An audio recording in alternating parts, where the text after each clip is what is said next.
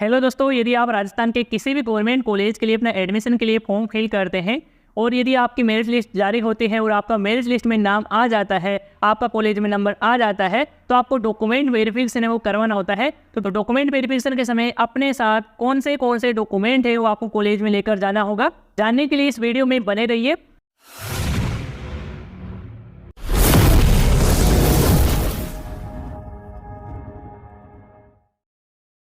तो स्टूडेंट, यदि आपका मेरिट लिस्ट में नाम आ जाता है तो आपको कौन से डॉक्यूमेंट है डॉक्यूमेंट वेरिफिकेशन के लिए कॉलेज में लेकर आपको जाना होगा। तो इसमें यहाँ पर आपको डॉक्यूमेंट की लिस्ट है वो यहाँ पर दी गई है, तो हम एक एक करके जान लेते हैं। तो इसमें सबसे पहले यहाँ पर बताया जा रहा है कि यदि आप फेल स्टूडेंट हैं, पूर्व परीक्षा में आप रहे हैं, तो उन स्टूडेंट के लिए यहाँ पर फर्स्ट ईयर सेकेंड ईयर की मार्कशीट भी यहाँ पर आपको साथ है वो ले जाना होगा। यदि आप नए हैं, 12th क्लास के बाद में ही आप फर्स्ट ईयर के लिए एडमिशन फिल किए हैं, तो ये डॉक्यूमेंट आपको नहीं ले जाना होगा। इसके अलावा दूसरा यहाँ पर डॉक्यूमेंट बताया गया है, यहाँ पर देख सकते हैं 10th और 12th क्लास की जो उत्तीर्ण की गई मार्कशीट है वो आपको ओरिजिनल और आपको फोटोकॉपी भी आपको साथ में ले जानी होगी। तो आपको अपने 10th और 12th क्लास की मार्कशीट आपको तैयार कर लेना है। इसके बाद में स्टूडेंट आपको अपनी जो टीसी है वो भी यहाँ पर आपको निकलवाना होगा। टीसी आपको स्कूल में मिल जाएगी जहाँ से आपने 12th क्लास पासिंग किया है, तो वहाँ से आप टीसी वो प्राप्त कर लेंगे। इसके बाद में डॉक्यूमेंट वेरिफिकेशन के समय टीसी भी आपको ओरिजिनली आपको ले जाना है, फोटोकॉपी आपको नहीं ले जाना है, ना ही इसमें आपको कोई लेमिनेशन वगैरह है वो आपको नहीं कराना है।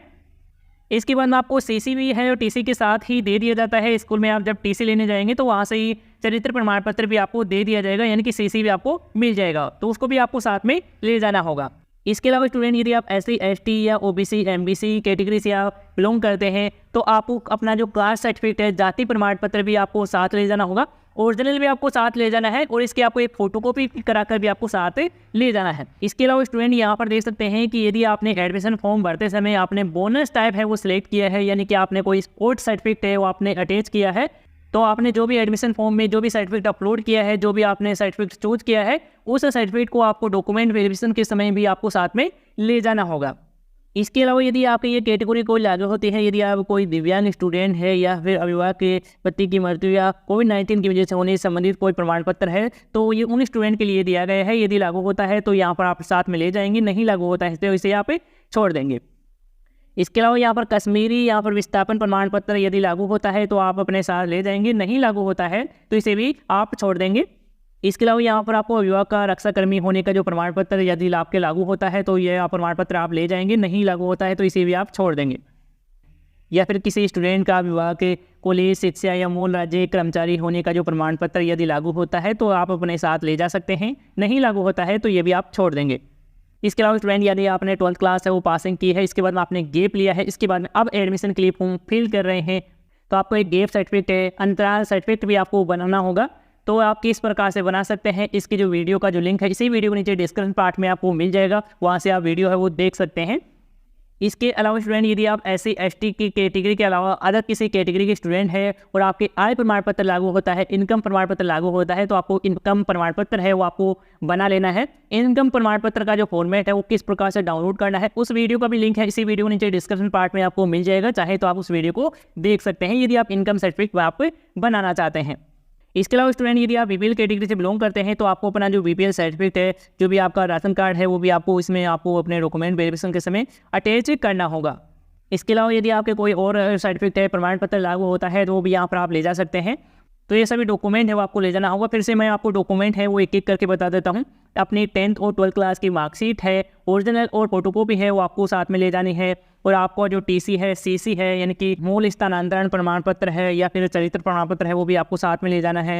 ये आपका जो जाति प्रमाण पत्र है, मूल निवास प्रमाण पत्र है वो भी आपको साथ में ले जाना होगा। यदि आपका मूल निवास नहीं है तो भी चलेगा, लेकिन जाति प्रमाण पत्र तो आपके पास होना चाहिए।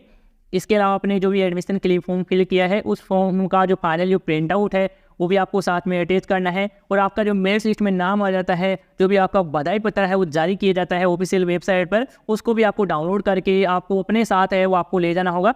बधाई पत्र आपका यदि मेरिट लिस्ट में नाम आ जाता है तो बधाई पत्र इसी वेबसाइट से आप डाउनलोड कर सकते हैं। ज़्यादा कुछ नहीं करना है, इसमें आपको अपना एप्लीकेशन नंबर डालना है, अपनी डेट ऑफ बर्थ डालना है और यहाँ पर कैप्चर डालकर आप सर्च पर क्लिक करेंगे तो आपका जो बधाई पत्र है वो आपके सामने आ जाएगा, और आपका जो नाम आता है तो आपको बधाई पत्र है वो देखने को मिल जाएगा। उसका प्रिंट आउट कराकर भी आपको डॉक्यूमेंट वेरिफिकेशन के समय आपको साथ में ले जाना होगा।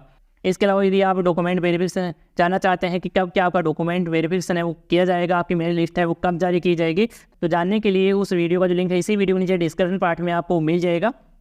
तो स्टूडेंट ये सभी डॉक्यूमेंट है वो आप अपने साथ डॉक्यूमेंट वेरिफिकेशन के समय ले जा सकते हैं यदि आपका मेरिट लिस्ट में नाम आ जाता है। और स्टूडेंट आपकी जो कॉलेज मेरिट लिस्ट है वो एक बार ही जारी की जाती है। एक आपकी मेरिट लिस्ट जारी होती है और एक आपकी प्रतीक्षा सूची जारी हो जाती है, एक ही समय में आपकी जारी हो जाती है। तो जिन जिन स्टूडेंट का मेरिट लिस्ट में नाम आ जाता है और जिन स्टूडेंट का प्रतीक्षा सूची में नाम आ जाता है तो दोनों कैटेगरी के स्टूडेंटों को डॉक्यूमेंट वेरिफिकेशन है और जो फीस है कॉलेज की फ़ीस है वो जमा करानी होती है। इसके अलावा स्टूडेंट जिन स्टूडेंट का मेरिट लिस्ट में नाम आया है और वे सभी स्टूडेंट डॉक्यूमेंट वेरिफिकेशन नहीं करवाते हैं तो उन स्टूडेंटों की जगह उन स्टूडेंट का नंबर आ जाएगा जिनका प्रतीक्षा सूची में नाम आया है। जिन स्टूडेंट का प्रतीक्षा सूची में नाम आने के बाद में भी कॉलेज में नंबर नहीं आता है तो उन सभी स्टूडेंट की जो कॉलेज की जो फीस है वो जमा की गई है, उनकी जो फीस है उन्हीं स्टूडेंट के बैंक में यहाँ पर रिफंड है वो कर दी जाती है। और स्टूडेंट आपकी जो फाइनल एडमिशन की लिस्ट है आपके कॉलेज में ही आपको बोर्ड पर देखने को मिल जाएगी।